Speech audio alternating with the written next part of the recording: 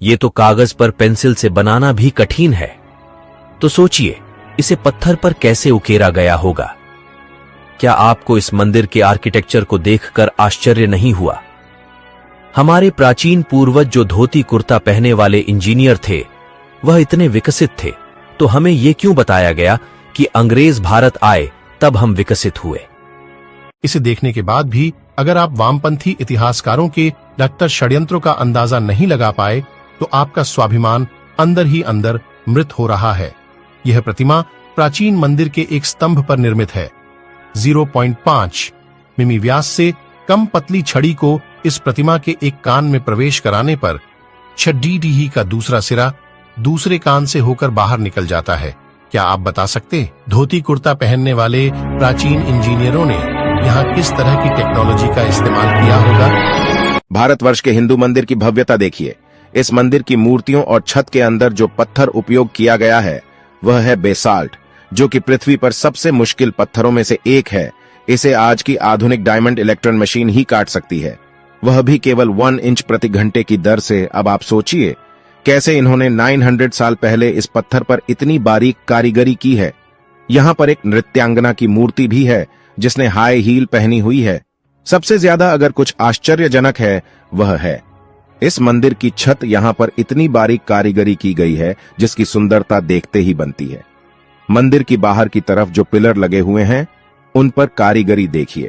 दूसरा, उनकी चमक और लेवल में कटाई। मंदिर के प्रांगण में एक नंदी भी है जो भी इसी पत्थर से बना हुआ है, और उस पर जो कारीगरी की हुई है वह भी बहुत अद्भुत है। ये जो फोटो आप देख रहे हो आपके स्क्रीन पर 6000 वर्ष पुराना है। दरबंद ई बेलुला चट्टान में मिला, वह भी इराक में। यह फोटो भगवान राम की है। इस चित्र में एक राजा को दिखाया गया है जिसके हाथ में धनुष और तीर है। चित्र को गौर से देखिए, नीचे की तरफ जिसमें हनुमान जी की छवि दिखाई दे रही है। इतिहास में कुछ तो है जो हमसे दूर है। चेन्न केशवा मंदिर कर्नाटक प्रतिमा के हाथ और कंगन को देखिए। क्या आपको लगता है कि ऐसी फिनिशिंग और बारीक नक्काशी केवल छेनी हथौड़ी से संभव है? ठीक ऐसी ही एक प्रतिमा मंदिर के अंदर है जिसके हाथ में कंगन को आगे पीछे सरकाया जा सकता है, जबकि पूरी प्रतिमा को एक ही पत्थर से बनाया गया है ना अद्भुत? सच तो यह है कि हमारे मंदिर 7 आश्चर्यों की लिस्ट बनाने वालों की तुष्टिकरण की भेंट चढ़ाया गया। 1000 साल नहीं, 5000 साल नहीं, 10,000 साल भी नहीं और 20,000 साल भी नहीं। बात करते हैं करीब 28,500 साल की, जब इस धरती लोक में कोई अब्राहमिक रिलीजन जैसे कि क्रिश्चियनिटी और इस्लाम एग्जिस्ट ही नहीं करते थे। बात हो रही है कल्प विग्रह की।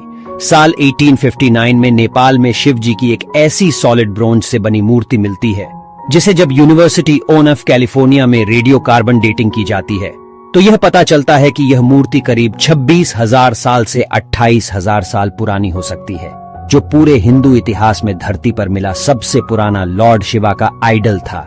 न जाने ऐसे कई पुराने इतिहास भारत से लेकर पूरे दुनिया भर में दबे पड़े होंगे जो समय समय पर मानव को आश्चर्यचकित कर देती हैं। भारत के लोगों ने आखिरकार ये कैसे किया? भारत में है दुनिया का एकलौता ऐसा मंदिर जो सीधा नहीं बल्कि उल्टा बनाया गया है। गुजरात में एक बावरी है जो रानी उदयवती द्वारा 900 साल पहले निर्मित की गई थी। ये 100 रुपए के नोट के पीछे भी बनी हुई है, सरस्वती नदी तट पर स्थित रानी की वास में। इस मंदिर में ज्यादातर भगवान विष्णु की मूर्तियां हैं। इस बावरी को उल्टे मंदिर के रूप में बनाया गया है जो पानी की पवित्रता को उजागर करता है। अगर आप इस मंदिर को देखेंगे तो आपको उलटे लिखे पंक्तियां और 800 से अधिक मूर्तियां के साथ इस मंदिर में सारे सीढ़ियां नीचे की ओर जाते हैं। 1890 में आर्कियोलॉजिकल सर्वे ऑफ इंडिया के द्वारा इसे खोजा गया और इसे पूरा बाहर लाने में लगभग 30 साल का समय लगा। अद्भुत कैसे?